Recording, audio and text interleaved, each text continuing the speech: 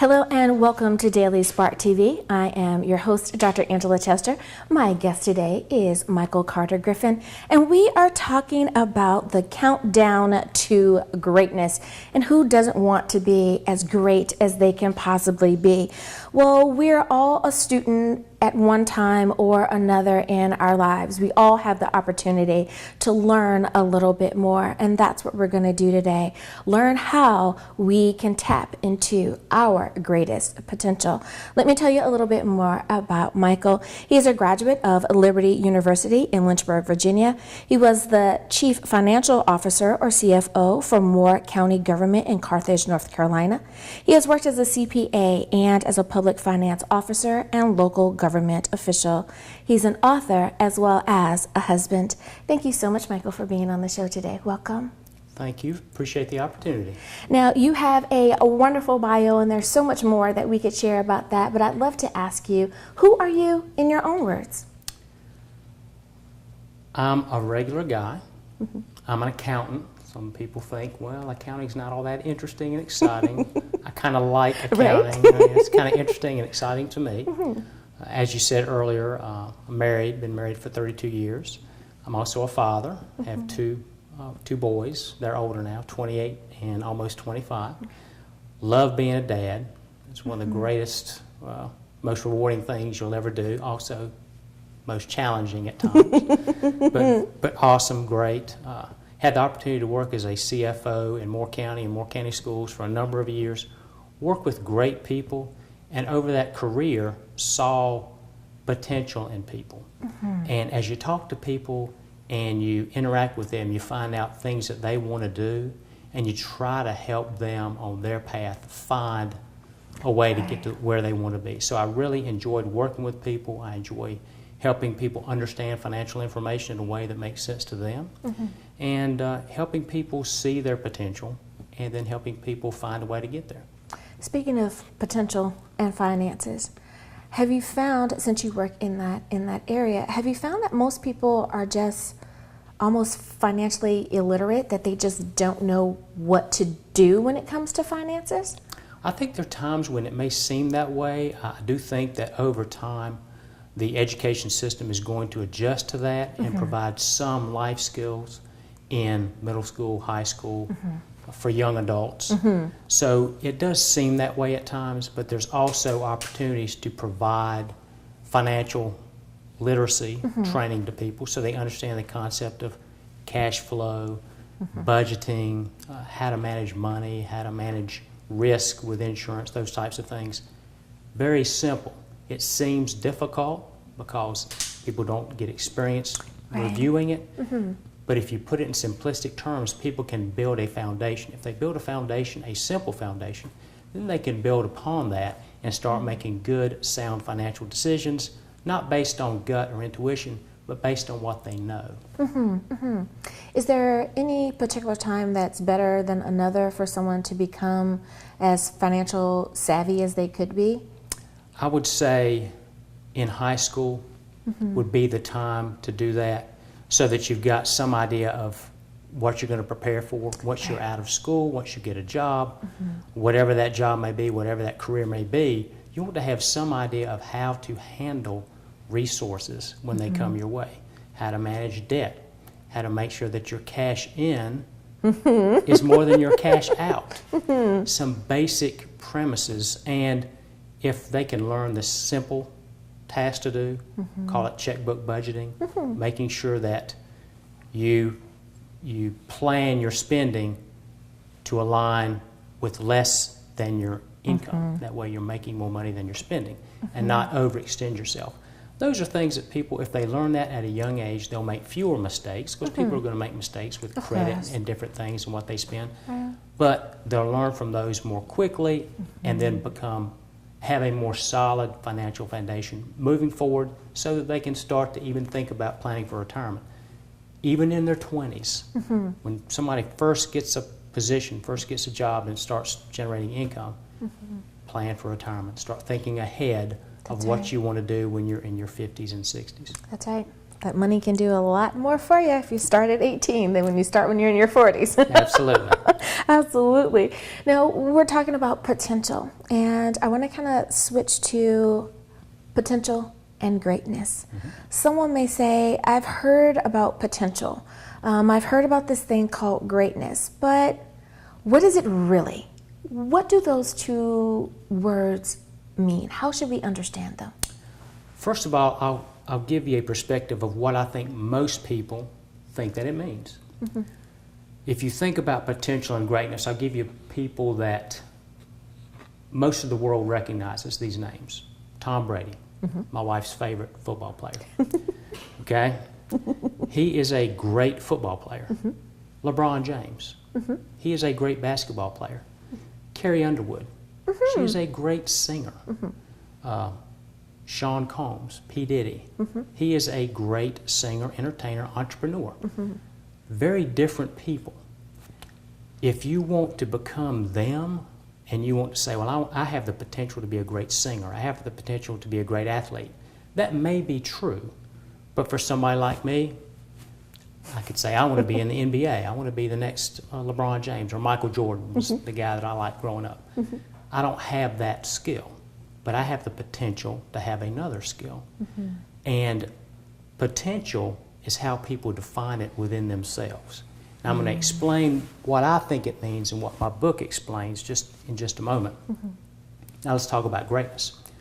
Same people. Tom Brady, great football player. LeBron James, great basketball player. Great singers, I mentioned Carrie Underwood and Sean Combs. What makes them great is not necessarily what they're great at. They're a great football player, a great basketball player, but what makes them great people is, do they use their talent and their platform to make a positive difference in the lives of the people around them? And if you study them and read about them, you'll find that they do. They do.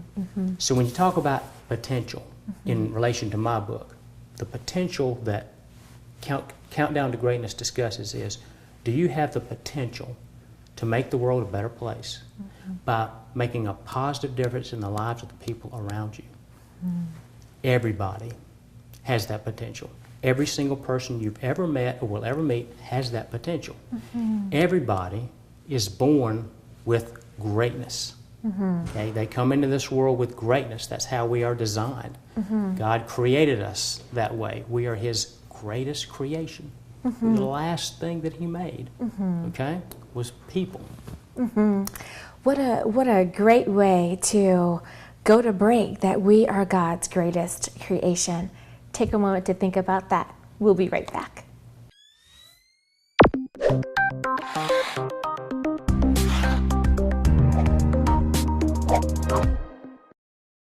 And welcome back to Daily Spark TV. I'm Dr. Angela Chester. My guest today, Michael Carter Griffin. We are talking about the countdown to your greatness, finding and tapping into the greatness that God has shared with us. Now, we were talking earlier about potential. Someone may say, well, I think I had potential when I was probably in high school or college. I'm almost 40. I'm a parent, whatever. I think I lost mine. I just go to work every day because that's what I'm supposed to do. How do you get that person fired up again? How do you help them find the potential that they feel that they've lost? I'll give you a visual perspective of what this means. The way we're designed from day one is greatness within every single person. It exists, it lives in us and breathes in us. We're designed to make the world a better place. That is our purpose. Every single individual has the same purpose: make the world a better place. Every single person can do it the same way. That is by making a positive difference in the lives of the people around us. Now, how we do that will be different. Our skills, our talents, our circumstances, our sphere of influence. We can influence a few people. We can influence millions of people based on what opportunities are provided to us and what opportunities we sometimes make for ourselves. The greatness that lives inside us is part of how we're made, and it includes 5 specific things that everybody has, and they are strength, courage, faith, hope, and love. Every single person you'll ever meet has these 5 things. And every person in the world, before us and after us, has these things. What makes us unique is that every person, there's only one you in the world. There's never been another you. There'll never be another you. There's just one. So be the best you can be. Look in the mirror first thing in the morning and say to yourself, today I'm going to be the best me I can be. What that means is share your greatness with the people around you. Share that strength, that courage, that faith, that hope, that love. You will make a positive difference in the lives of people around you, whether or not it's your children, your spouse, your friends, your family, your co-workers, students if you're a teacher, people you work with, people in your neighborhood, people in your community. If you see yourself as a vehicle, as a way to promote greatness and inspire others, you'll see the greatness in yourself. And the more you see the greatness in yourself and your ability to inspire others, the more you'll start to see it in other people. Because other people have the same greatness and that same potential. I call it greatness within. This is you sort of understanding that you have greatness within, and you sort of inspire yourself to believe in yourself. Now share that greatness with others. And once you do that, you share greatness with others, you start to see the potential in others, then that same inspiration you share with them, you start to see it go another direction. The people that you've inspired are now inspiring others. So you not only share your greatness, you begin to embrace the greatness that is within all the people around you. And the inspiration that you shared with them goes to people they inspire, and it comes right back up to you. Inspiration is like a river that flows back into itself. It is a continuous cycle, and it never stops.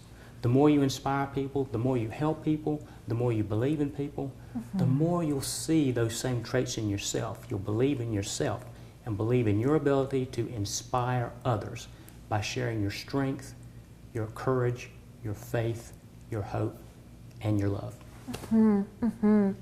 That was so inspiring. And I don't think that people really think about those 5 things always, you know.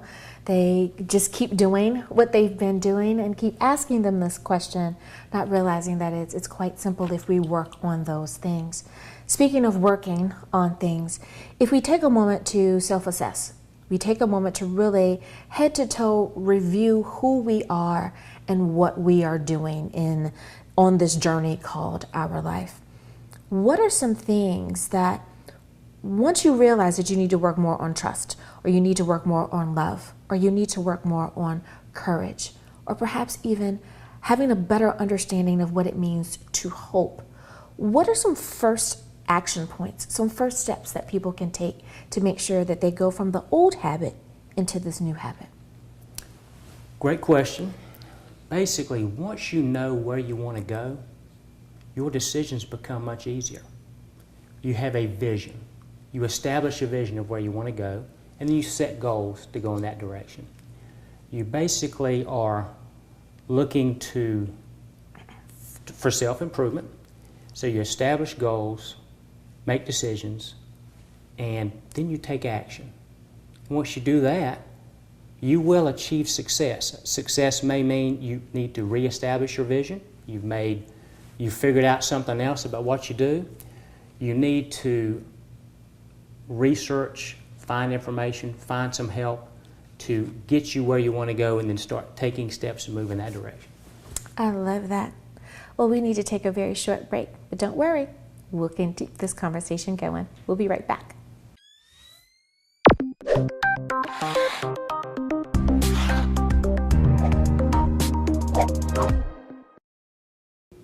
Hello, my name is Michael Carter Griffin. My book is Countdown to Greatness. This book will help you find the greatness that lives within you, find it, ignite it. This book will help you understand step by step in a very simple fashion how you have the ability to inspire others and make a positive difference in the lives of the people around you. You can find information on my book at michaelcartergriffin.com. Believe in the miracle that you already are. Believe in the miracle that you are meant to become. Thank you.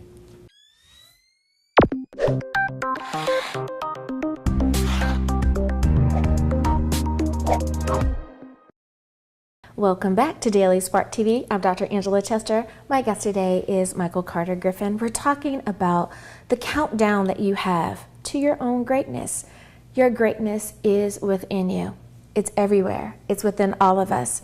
How do we tap into that, and how do we make sure that we live up to our greatest potential? One question that I have for you is about spiritual development. We know that we can live up to our greatest potential when it comes to our career, our professional life, even perhaps in creating the family that we've always wanted. But many times people say, I don't know about this spiritual side of me. How do I make sure that I am my best spiritual self? What do you say to them? I would say establish a foundation. As we talk about making decisions, as we talk about making differences in the lives of people, if you establish a foundation, it's a platform on which you start. You can start every single day. You can start in the middle of the day. You can focus on this foundation, and it will give you guidance and give you stability as you move forward in whatever spiritual direction you need to move forward. And the foundation is based on 5 principles, all found in the Bible. All good things come from God. That's 1. We come from God. We are good. God designed us to be great and as I said earlier, make the world a better place by helping people. The second thing is we can do all things through Christ who gives us strength. We have strength inside us. It's there. Third thing, be strong and of a good courage, all those who hope in the Lord. Okay? Once again, strengthening your foundation. And then, trust in the Lord your God. In Him is everlasting strength. And then the last verse, which I like, the last foundation and principle, which kind of brings it all together for me. God so loved the world, He gave His one and only Son, that whoever, any man, any woman, any boy, any girl who believes in Him will have everlasting life. That sort of wraps everything together. It sort of emphasizes, all those emphasize strength, courage, faith, hope, and love.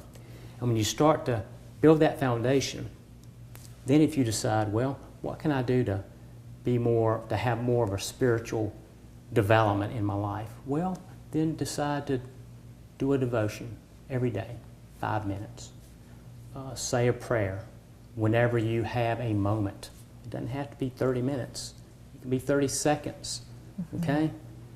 It's deciding on conscious behaviors that get you to focus on your vision and where you're trying to go. And the more you build those conscious behaviors, the more they become habits, and the more you get closer and closer to the vision that you're that you're picturing in your mind. I love that.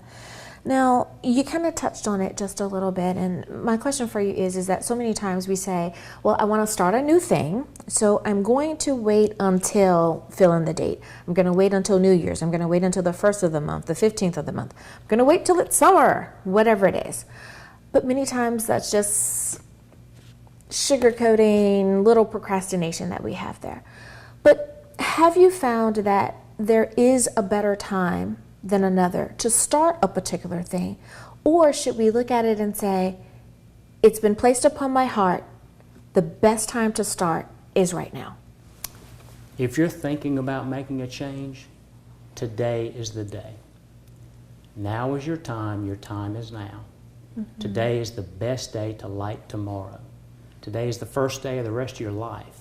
If you're thinking about it now, there's not only a thought in your head, there's a passion in your heart to do something. If you're not sure what to do, take small steps. Talk to people that you know, that you believe in, that you know believe in you, can give you guidance and help, who can point you in the right direction. If you start taking small steps, those small steps become big steps. And you look behind you, you think, wow, I've gone a long way. But you got to start moving forward, and the best time to move forward is now. Because now is when you're thinking about it. Now is when you've got the passion for it. So channel that passion, channel that energy in the direction you want to go. Now, are there any things in particular that someone can do to kind of jumpstart that plan? If they know that they have the best intentions, And they will do it eventually, but they really need to start today. They really need to start now. What are some things they can do to kind of get themselves in the right mindset and to keep the momentum that once they get going, they can stay going? I'll answer that two ways. One is big picture perspective, how to think, how to get in the right mindset. The other is a specific task you can do that will help guide you. So let's talk about the mindset. I've always believed that there are three emotions that will drive decisions in the wrong direction if you focus too much on them: anger, guilt, and fear. Those are not necessarily bad emotions. Everybody has these emotions, but how you respond to them and how you channel them is what you're looking for. What you want to do is turn those potentially negative driving emotions into positive energy. The way you do that, replace your anger with peace. Simple way to do that, if you're looking for something to kind of calm you down, well, just pick a number and count backwards. Your brain will relax. Pick a number and count backwards. It might take you 10 or 20 numbers. Your brain will relax. Anger to peace. Think about the great things that are all around you instead of the negatives. I tell people you'll find what you look for. If you're looking for positives, they're everywhere. They're all around you. When you think about guilt, convert that, change that to self-worth. Remember, you're designed with greatness within. You're designed with strength, courage, faith, hope, and love. Look at the people that you've already made a positive impact on and how you've helped them. Will continue to move in that direction and focus on that. And lastly, fear, well, convert that to courage. Courage through adversity. People go through difficult times. If you can change anger, guilt, and fear into peace, self-worth, and courage, now you can start focusing on faith, hope, and love, which leads you to make positive decisions. And the last thing, a practical thing people can do, write it down. Draw an X on a piece of paper. The reason I say X is it crosses the left side and the right side of the brain. It gets the creative side working with the logic side. They're working together. And write down on that X things you want to do. How are you going to get there? What are the barriers? That ignites the creative side of your mind to solve problems. So you're taking information that you have and you're applying it in a positive, creative way to drive towards a solution. I love it. I absolutely love it. The last question that I have for you is, if you're a parent, and every parent has great intentions for their children. They want to give them all that they've never had, all that they do have, and also teach them how to keep what they inherit. With that being said, how do we make sure that we teach our children to not only be the greatest people that they could be when it comes again to profession or career, but how do we also make sure that they tap into their greatest potential with their spiritual self as well? This is a great question. I have a brand new grandbaby. She's a year old. And when she was born, I gave my son and daughter-in-law a piece of paper that said how to help the new baby, her name is Tilly, how to help her be the best person she can be. Number one, be a believer in your child. The more you believe in them, the more they'll learn to believe in themselves. Be your best. Be your best. Be the best couple you can be. Be the best mom and dad you can be. Be the best individuals you can be. The more you do that, the more she'll learn to be the best she can be. And then be there for her with your strength, your courage, your faith, your hope, and your love, so that she'll learn that same example. When I say be there, I like to also talk about how military personnel or protectors, how they struggle with that because they can't always be there. Use Skype. Talk to your children. Make sure they know you're always in their life, even if you might not be in the same household at that time. Great. Those three things can help your child learn to make good decisions for the future. Yes, I love it. Michael Carter Griffin, thank you so much for being on Daily Spark TV today. Thank you. Thank you for joining me. I hope that you have learned how to be your greatest self. Until next time, everyone, have a great day.